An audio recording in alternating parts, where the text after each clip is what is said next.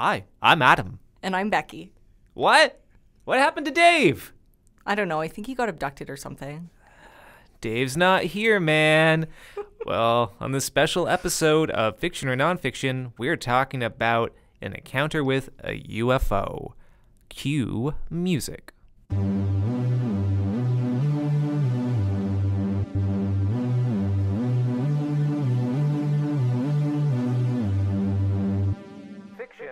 Or nonfiction.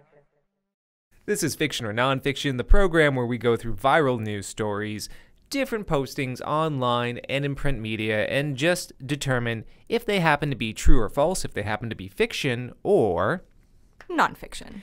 And as you can probably tell from that cadence, I'm not joined by Dave. I'm joined by our veteran co-host, Becky.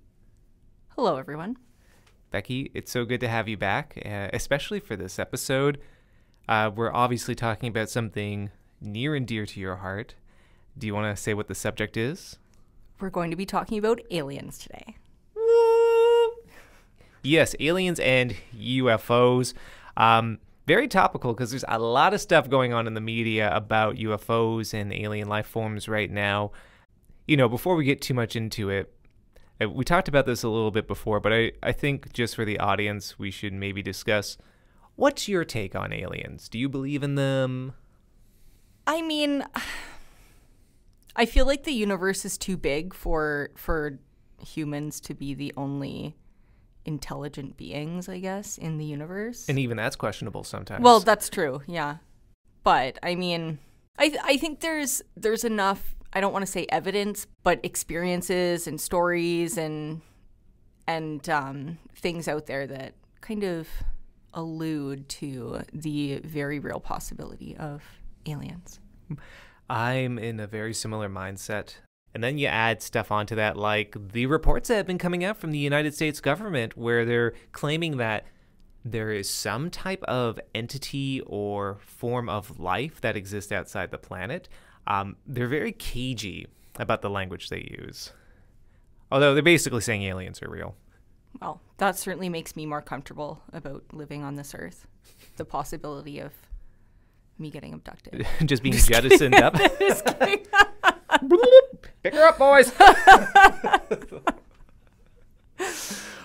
So, with that, I thought it's very appropriate at this time to talk about UFO encounters because there's so many interesting stories out there about UFOs and about what exactly happens when people purport to encounter these strange lights in the sky.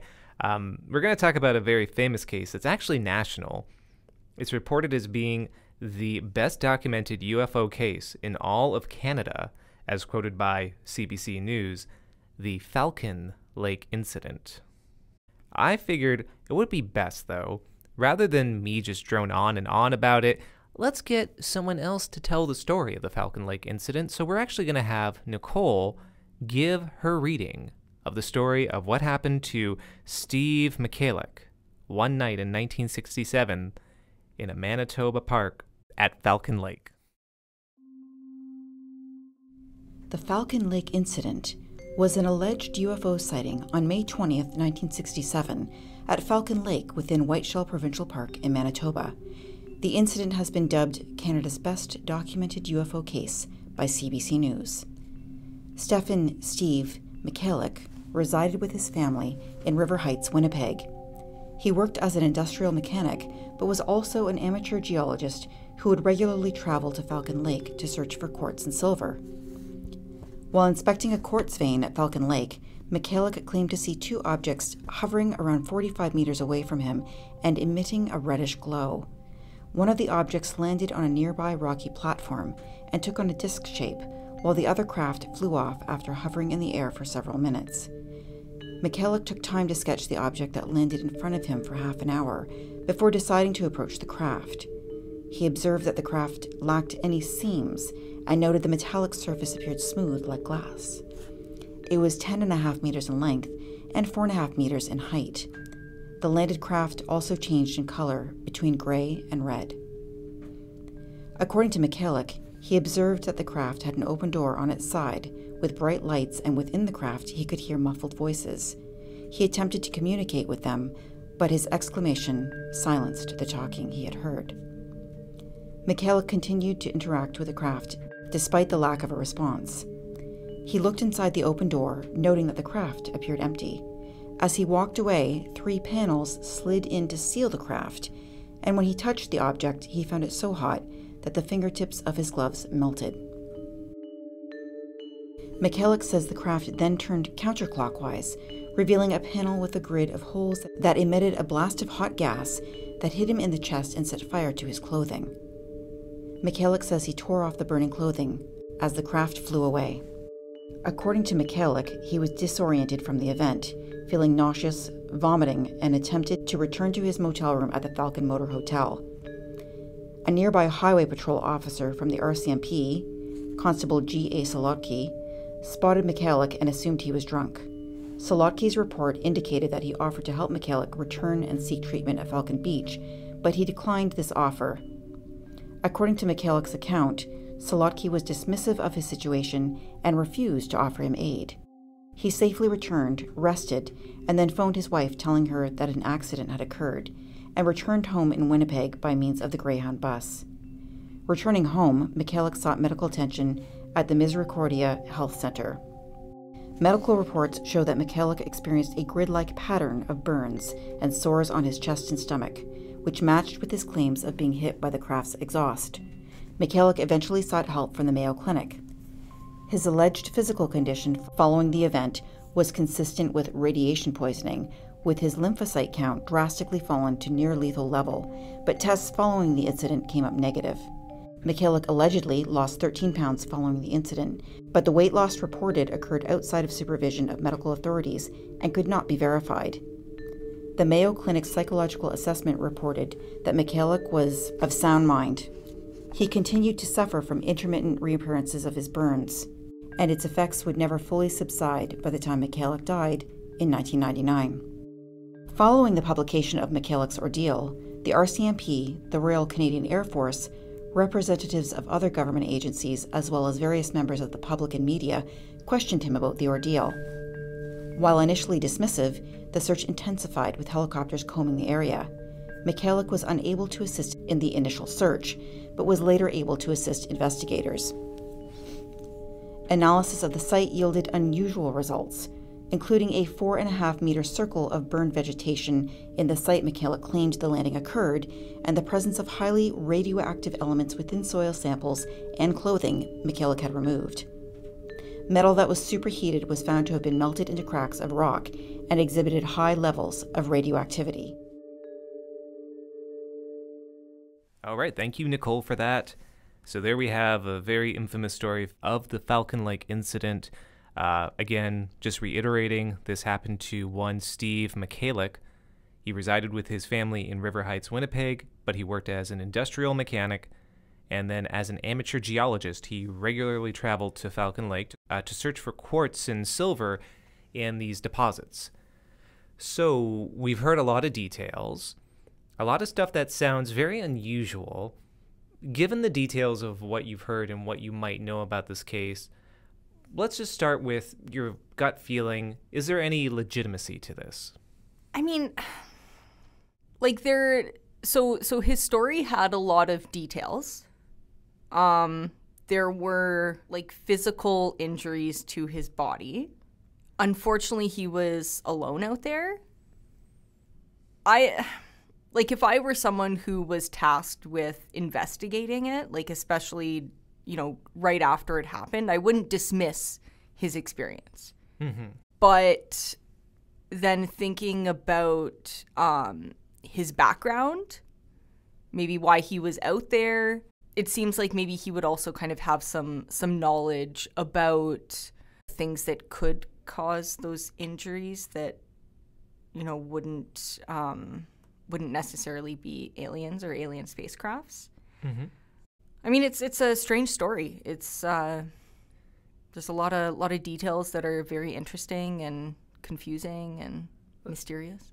Definitely. And, the thing for me that made this story so intriguing when I first heard it was that we never really get physical evidence when it comes to claimed abductions or any sort of UFO encounters. But this thing happened with Michaelic where he actually had these injuries on his chest. As Nicole explained, these reappearing grid-like patterns of what looked like lesions or burns on his chest that appeared throughout his life until he passed away. To me, that's very unusual. Also, the increased lymphocyte count when they did the test on him. There's also some other physical evidence with soil samples taken from the region with higher levels of radiation. So there's quite a bit to go through. I guess let's use our librarian brains. Let's decide what would be the first step we take in investigating this case.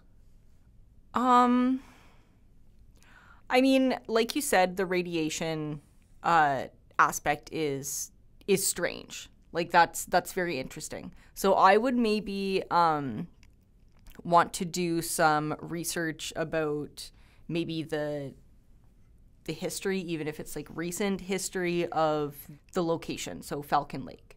Okay. And see if there's anything that, suggests that there maybe should be radiation, or it would like explain the radiation. Exactly, because one thing we have to keep in mind was that he was attending this site as an amateur geologist. He was looking for quartz and silver, and there is naturally occurring radium in some regions. So we have to determine, are these higher than normal radiation levels for the area or baseline higher than normal? Because if it's more the case where this is a higher than normal for most average areas throughout Winnipeg, but not necessarily in this particular area in this park, I mean, that's one thing that could rule that out as evidence. I'm kind of curious, though, because I always like going back to the very first recorded instance of a case. We literally have the initial recording taking place after the event, or the proposed event, where Michalik ran into this RCMP officer. His name was Salaki. So, as we heard, Salaki noticed a lot of things. He noticed a general appearance of Michalik, and he also said something I found to be very interesting.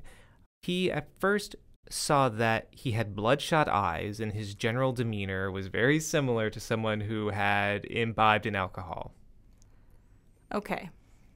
Which, I mean, it's like you wouldn't blame someone for having a good time during a geological search, I guess. Oh, as we all do. But yeah, I mean, thinking about what alcohol and maybe too much alcohol can do to your perception and maybe memory, I don't think it would hurt doing some more digging on, into what was actually the experience he had, Now, I will say one thing which I thought was very interesting, which was that Salaki noted that even though his demeanor appeared that he had been drinking, he could not smell any alcohol on his breath. So I find that to be interesting.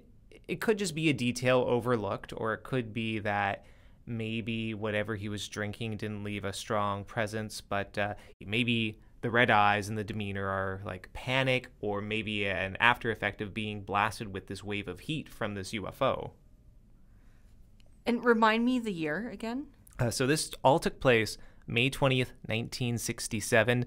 Definitely a year where people were seeing a lot of things in the sky, both for claims and, based upon imbibing in substances. But, that's, beyond the point. Yeah. I mean, I was going to suggest that there are other things that make your eyes red. And I don't know. Well, you are alone in a provincial park in the 60s. Well, geologists, I mean. Of course. So with this said, he approached Salaki. He was talking about seeing this amazing thing, and apparently Michalik took his burnt hat off to show the officer, because he said, "This blasted me, and look what it did to my hat." And the constable then asked, "Well, if your hat is burned, why are there no burns on your head?" That's a valid question. Mm-hmm. He also noted that Michalik's shirt, it appeared burned, but Michalik refused to let the constable examine it. He was keeping his distance, being very cagey about it himself. So I will say this note, which is going to come up later on. The police report originally filed by this constable, Salaki, noted that Michalik appeared to have taken a black substance, possibly wood ashes, and rubbed it on his chest. So he did not get to see any sort of burn on the shirt itself, but he saw this sort of substance smeared on it. Okay. So we're going to put a pin in that. At the time, as I mentioned, Michalik did not let the officer get close to him to examine his chest to see if it was really burned. And with that, the officer's curiosity was piqued. He asked questions like, if touching the spaceship was hot enough to melt your glove, why isn't your hand burnt? What do you make of that? I mean, it is suggesting that maybe the hat wasn't on his head when it was burned. Mm-hmm. And maybe the same thing with the glove as well. It is possible. Just because the hat was burned, it doesn't mean he had it on his head. Mm-hmm. I mean, he could have been clutching it to his chest, and maybe he had a glove in his hand as well, and that's how it ended up being burnt. Again, I'm not advocating for the fact that this man actually encountered a UFO, but, we do have to scrutinize this and actually say, does this dismiss the claims that he made, or is there ways about this which we can explain make sense? And I don't think this necessarily refutes his claims at this point. But one other thing to note is, and I just find this an interesting detail, in further reports and interviews that were conducted with Michalik, he said when he was sitting there, he sat for about half an hour sketching this unidentified flying object, and then he proceeded to interact with it. But when he talked to the constable, he was describing this physically, and he said, I'll draw you what I saw, and he proceeds to draw the sketch of the UFO, which is a very famous one that's been documented and retained by the Royal Canadian Mounted Police in their records. But it's very unusual that he would have claimed very adamantly to have sketched this while seeing it, while actually producing this illustration in front of the officer. So he redrew it?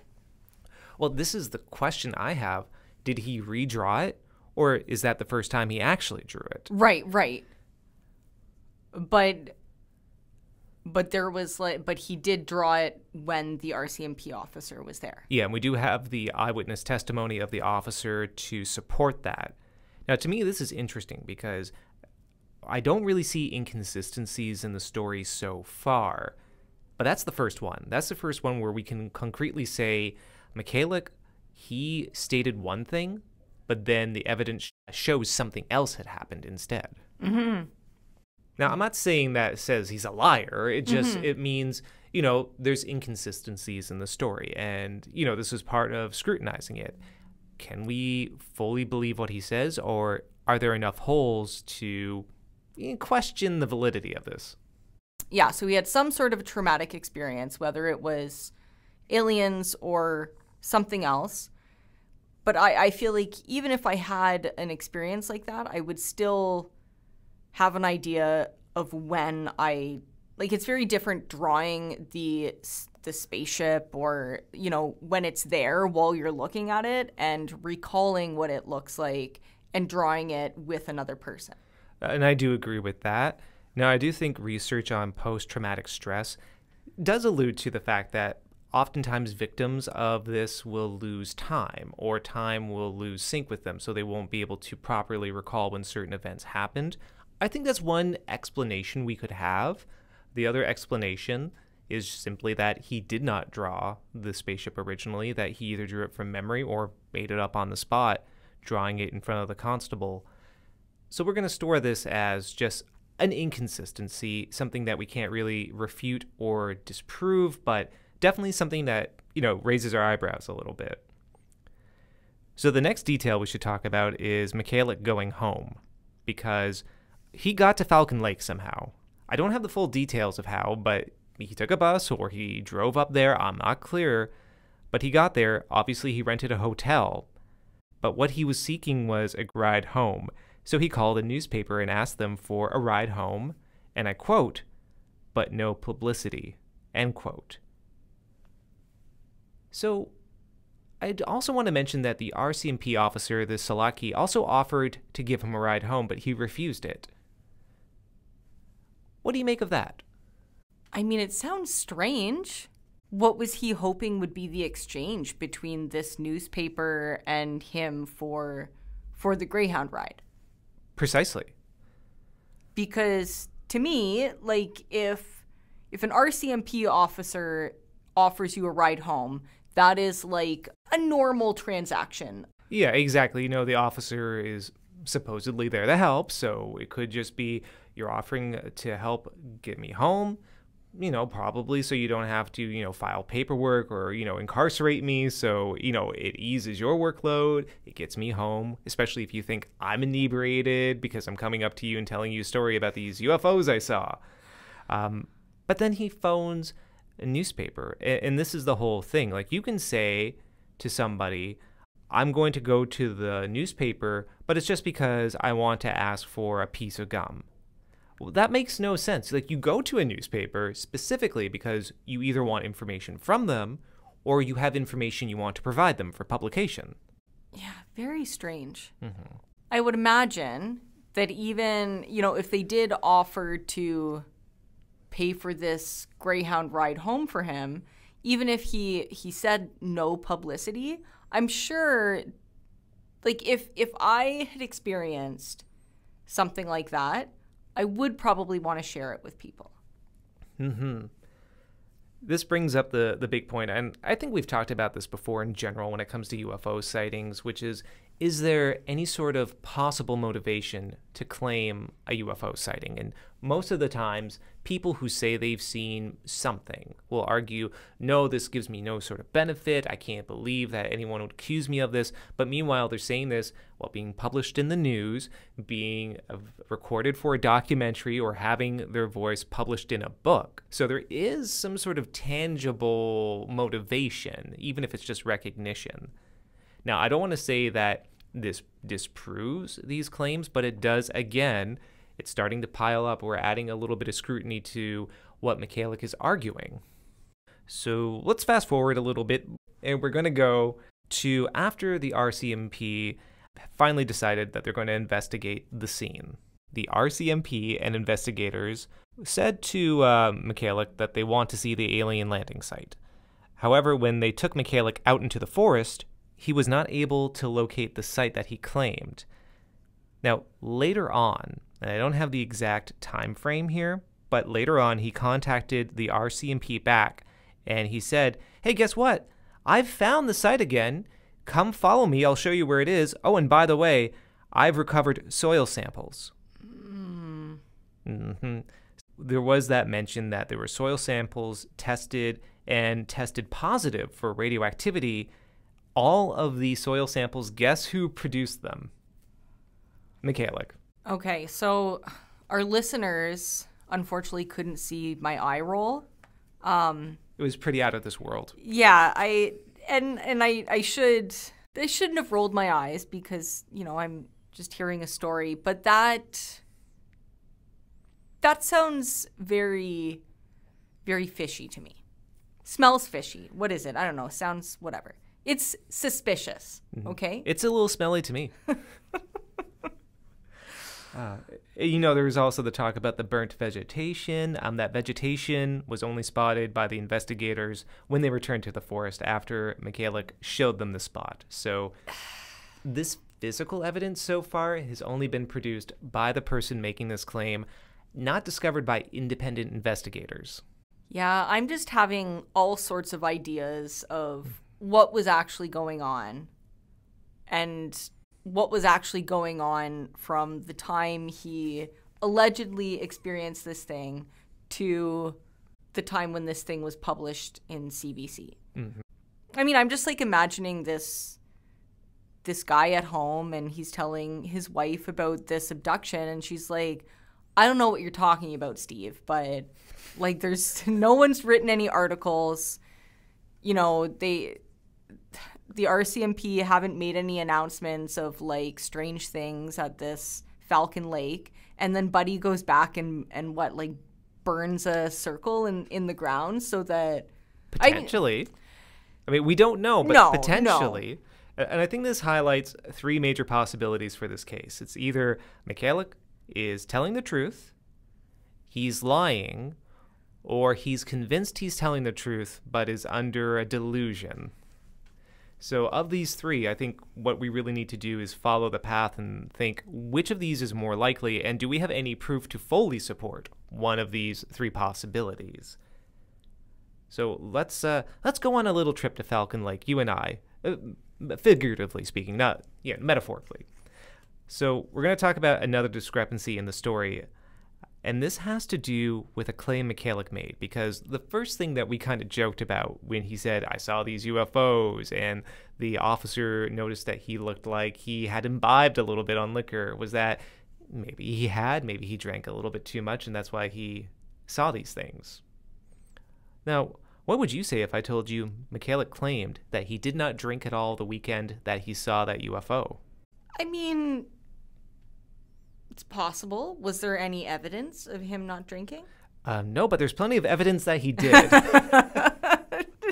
It was a very leading question, I know. So on investigation, the RCMP investigation team, they approached a local bartender and they confirmed that the night before the encounter, Michalik had at least 5 bottles of beer, which is like maybe not a huge amount, but it does show, again, another discrepancy. He claimed he was not drinking. The bartender says he was drinking. This is usually the go-to explanation for skeptics, which is that there was some sort of accident involved with alcohol use, where maybe Michalik got a little bit too much into, the booze and accidentally ended up lighting himself on fire or falling into a fire pit. And that's how he incurred the burns on his chest. So we do have to mention the investigators did note that Michalik appeared to be a heavy drinker. During the course of the investigation, he had multiple mixed drinks while he was on site with the officers. Multiple mixed drinks. This man. And there was the one incident that was mentioned in Nicole's report that she read for us. Basically, the Mayo Clinic's report that Michalik's lymphocyte count was extremely low, which usually relates to cases of radiation poisoning.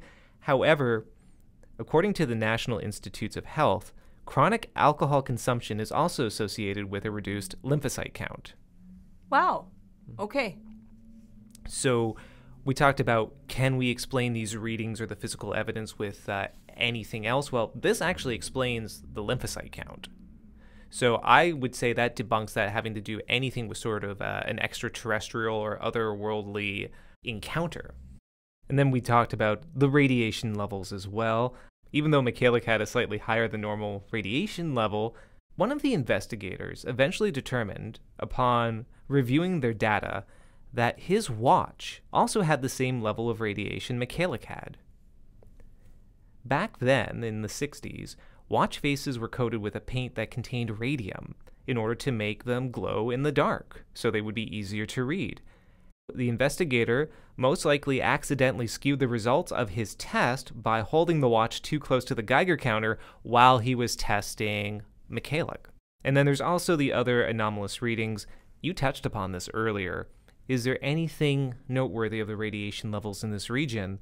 Well, subsequently, there were levels of radiation that were detected that were connected to a radium vein flowing through the Falcon Lake region. So that would actually explain higher than normal radiation levels there. One other thing, a strange metal that was found near the landing site. It was analyzed and found to be non-radioactive, so that's good. But it was also noted to be in similar composition to commercially available sterling silver. And this was like when they returned to the site. This is when they returned to the site. Okay. Now, this appeared to be silver that had somehow melted and formed into cracks around the rock regions around Falcon Lake, and loose parts of this metal were also discovered around the claimed site of the sighting. With that said, remember what we said Michalik's job was? Yes. What was it? An industrial mechanic. Yes. And he worked specifically with metals, and he was also an amateur geologist. It's not a far stretch to say it's possible for someone to fabricate these things and bring them on site.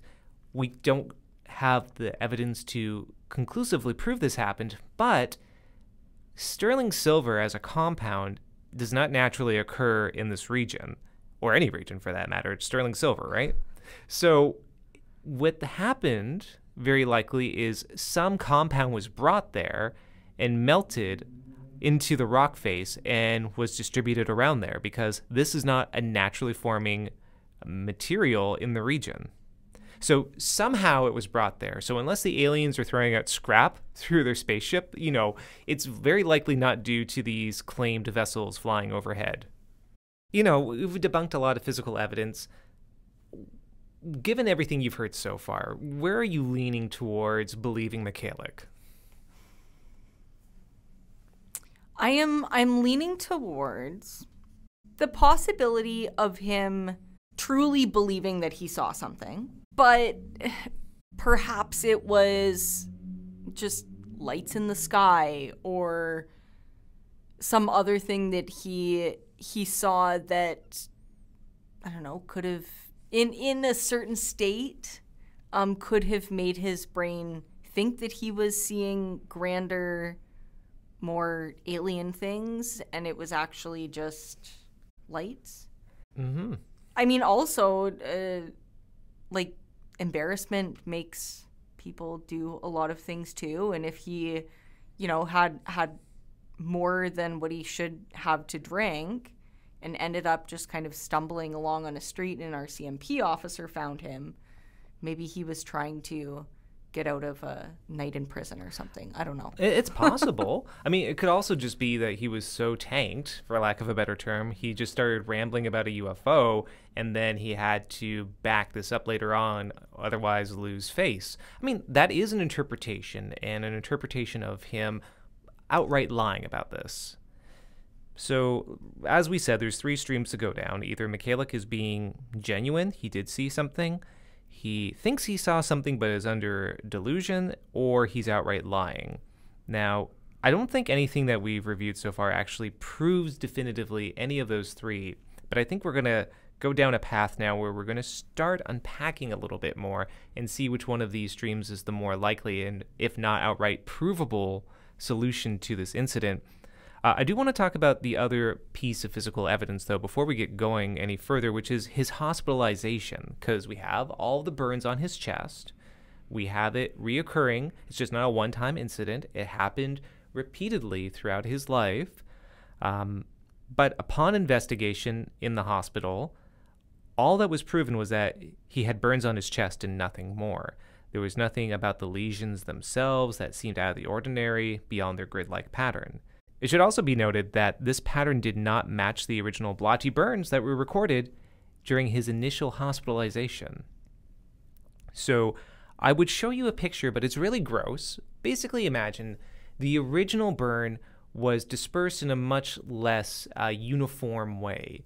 However, all the subsequent burns appear to be much more uniform in perfect sequences on his chest. Okay. Very unusual. In fact, the pattern of the recurring burns actually matched the design of barbecue grills that were sold at the time. We have different theories about what could be happening to his chest. John B. Alexander, writing for the Journal for Scientific Exploration, states that some of the long-lasting effects that Mikhailik claimed and were cited were consistent with severe allergic reactions that can appear in very strange repeating patterns on people's bodies. But then there's also the theory that he may have intentionally self-mutilated himself. Which, I mean, the latter doesn't seem like a stretch when someone has... Like, he had an experience. Mm-hmm. There was an experience that he had, but I think, to me, it sounds like there were stories that kept being retold that were maybe not being believed by people, and there was a lack of evidence that would support it. Maybe it was just kind of something that he thought about all the time, and if, I don't know, if reoccurring burns were some, like, physical evidence that he himself could produce, mm-hmm. then that was something that he could control, I think that could be part of it. There are certainly cases with people going through different mental health situations that do physically self-harm, and I don't think this is out of the realm of possibility. Another thing to keep in mind about this is the fact that these burns or lesions would only appear when he was outside of medical supervision. He would be brought into facilities after these had appeared on his chest, but he wouldn't be hospitalized, for example, and they suddenly appear on his chest. So again, there's no identifying route of what could have happened, what caused these lesions, even though by all accounts, they appear to either be severe allergic reactions or were just outright burns, and that was it. We're going to follow those 3 paths we talked about. 1, is it possible that he actually saw something? It is. Maybe he did see something. People didn't believe him, and even the fabrication of bringing materials out to the supposed landing site or self-harming is his way of trying to defend this belief. It could also be that he's outright lying. There's a lot of stuff indicating that. And then there's the possibility that he's under delusions, and maybe that would explain the self-harming and these repeated patterns of behavior. In terms of why he would lie, a lot of people would go, well, what would be the point? Why would someone self-harm or make up such a fantastical story? Just, off the top of your head, why do you think someone like Michalik would lie about this? Was he on a geological trip that he was paying for, or was he being employed? It was his own effort, because he was actually going to this region of Falcon Lake to make a claim on a quartz mine. He was actually doing it independently. Now, the records show there were other people trying to make claims on the same area as well. So, what better way to try to dissuade people from saying, you should not get this area, you should not claim this area. Why? Well, because this weird encounter happened and now the land is irradiated. It's, right? Yeah, the lengths. And yet, it completely backfired, because this actually engendered a lot of TV and media coverage and investigation. So this entire site went under more scrutiny than Michalik probably ever intended for it to be if this was, again, a fabrication. Now, he did stake a claim on this mine, and I'm not sure if he ever fulfilled that claim. With that said, we have a motivation.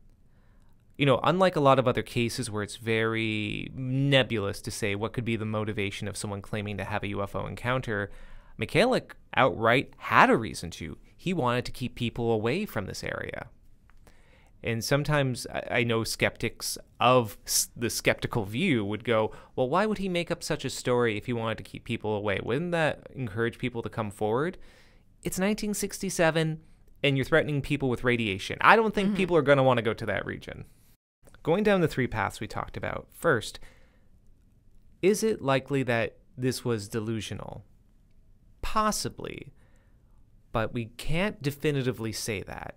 We can't see that he was under any sort of, let's say, mind-altering substances at the time that this encounter took place. He certainly drank the night before, and he was a heavy drinker, but we can't actually use that circumstantial evidence to say that he was so blitzed out of his mind that he saw something. There's the possibility that he actually saw a UFO. Again, we can't really say anything to that because we don't have the data to show it. But there's also the thing about him lying. So we have a little bit more evidence tending towards that interpretation.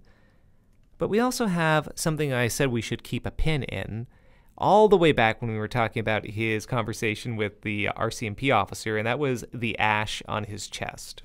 That's right. Okay, so Detective Becky, I'm going to let you go ahead and tell me what you think the ash is significant towards. What significance does the ash have in this case? I mean, it being the only physical evidence that was seen at the time of the incident. I think I would scrutinize it a little bit more. Going back to what the RCMP officer said about the burned hat and the burned gloves and the lack of injuries on the hand and like his face or head, possibly drunken man out near a lake. Because that never happens in a provincial park. Yeah. Yeah, I think there was a traumatic event. I'm not sure that there were aliens involved. Well, I'm going to give an interpretation of this, which I think is actually pretty sound evidence that this is made up. So the officer talked about ash on Michaelik's chest. And what is ash? Something previously burned. And it has to be something very particular, something that would basically burn to cinder into that fine material. So there are some things that will do that. Charcoal, for example, or wood. Given the material he had on at the time, does cloth turn to ash if it's engulfed in flame? No. For textiles, you're going to have them melt and you're going to have them warp, but unless it's very particular materials, it will not turn to ash. And, because of this, you cannot have that occur from an exhaust gas burn. What happens with a gas burn is that nothing ignites. It's the amount of heat that is so intense that it actually blisters the skin or melts material. It doesn't ignite it. There's no possibility for ash to form. Because Michaelik claimed that this spaceship released a gas exhaust or some sort of heat wave on him, unless it actually had a little lighter and a little Marvin the Martian robot arm that lit his chest on fire, even that would not likely cause ash, not the amount that the officer stated that he saw. But that's just not how heat burns work. His chest would blister, it would peel, the material he was wearing would very likely just melt and stick to his skin, very nasty stuff, but ashes wouldn't appear on his chest. What would make ashes appear on his chest? If he fell into a fire. I shouldn't laugh. Well, I mean, no, Yeah, but at the same time, there have been plenty of cases I've investigated since doing my research on this, and in terms of burn victims, ash appears on the body when they are touching anything that's been previously burnt. So building materials, firewood, charcoal. The amount of ash seen on the chest of Michaelik indicates he did not receive a heat burn, so his story about this exhaust from the UFO is not possible. And second off, the ash would really only have one source, and that would be a fire. And given that Michaelik, the standard theory is that he was heavily drinking and that he fell into a fire pit, and that's why he had the burns on his chest, this explains it. This also explains why the blotches on the original investigation on his chest were not perfectly uniform. They were all over his chest, unlike the grid-like patterns that would form later. Because if it was self-inflicted later and he used, say, a heated commercial barbecue grill to self-mutilate, this is different than the burns that would appear on his chest if he fell into a fire. Now, I don't know what happened that night. I don't actually know if Michaelik fell into a fire pit, but one thing I can say is that a vehicle did not release a stream of heat on him because the ash would not appear on his chest. It would melt, it wouldn't cinder, and it wouldn't burn the way it did. So, yeah, this one piece of evidence shows, beyond everything else, Michaelik was lying, or at least delusional about this. But this refutes his claim. We can definitively say, based upon this one piece of physical evidence, Michaelik did not get burned by a UFO. I'm kind of sad because I love the idea of alien encounters and, the idea that maybe some Greys came down, didn't like this little Michaelik guy running around a provincial park, gave him a little blast and jetted away. But one thing I didn't mention yet in the case, which I find to be interesting, is that throughout all the claims that he saw something, Michaelik argued to his dying day he did not see aliens. Oh. He said that this was more likely a experimental government craft, and that's what caused the injury that he sustained. Which is wild because, when I was listening to the story, or, his details, when he said figure in the spaceship or the... Well, he actually said he aircraft. saw no figures. He heard voices, though. I'm sure he heard a lot of voices that night, but... Yeah. like I think you said something about how like it was the 60s and people were already like terrified of radiation kind of thing. I mean, there was a lot of stuff going on in the 60s where you know, maybe one thing that someone saw would kind of send them onto this path tangent of all this all these possibilities, right? Because we had to figure the Cold War was happening. There was all sorts of paranoia about unexplained phenomena. And then, let's face it, rapid recreational drug and alcohol consumption. So I will say, when it comes to stories like this, it's so hard to debunk them because so many elements of the stories oftentimes are undebunkable because they're very obscure, or there's details that you can't actually say aren't valid or not. It's all eyewitness testimony. It's all anecdotal. But given that we have a clear motivation for him to lie, given that there's no way the UFO or the claimed UFO could have done the thing to him that he said it did, and given the fact that all the supposed evidence was produced after the fact and he was never seen exhibiting these symptoms of these burns while under medical supervision, only approaching clinics and hospitals after having these lesions on his chest, to me, the story of the Falcon Lake incident is clearly fiction. And poor Steve, he just had too many details. Just too many details. Folks, when you make up your UFO story, keep it simple. Yeah. Honestly, minimalism. You know, before we go, Becky, I'm kind of curious. I do love me a good alien story, though. What's your favorite type of alien? Yeah, I like the Greys. Mm-hmm. I mean, maybe it's because they're like kind of human form, so there's like a familiarity to them. They're the classic abduction alien, I feel. Yeah. What's your least favorite alien? Probably the Mars Attacks alien. Really? That is terrifying, and like the fact that I don't know. Those exposed brains? Yeah, like I think that's just, I mean, a wonderfully bizarre film. Like I think I need to put in a request at the library because I don't think we have it. Oh, speaking of the library, if you have any questions that you want us to answer on fiction or nonfiction, please, we'd love to hear from you. Send us an email to askalibrarian@windsorpubliclibrary.com and put in the subject line fiction or nonfiction. Your question could be answered on a future episode. Well, with that said, Becky, I feel like we have thoroughly debunked this story, and I want to have a close encounter with a sandwich because I'm feeling peckish. Let's go. Until next time, this has been Adam. And Becky. And this has been Fiction. Or Nonfiction. Nanu.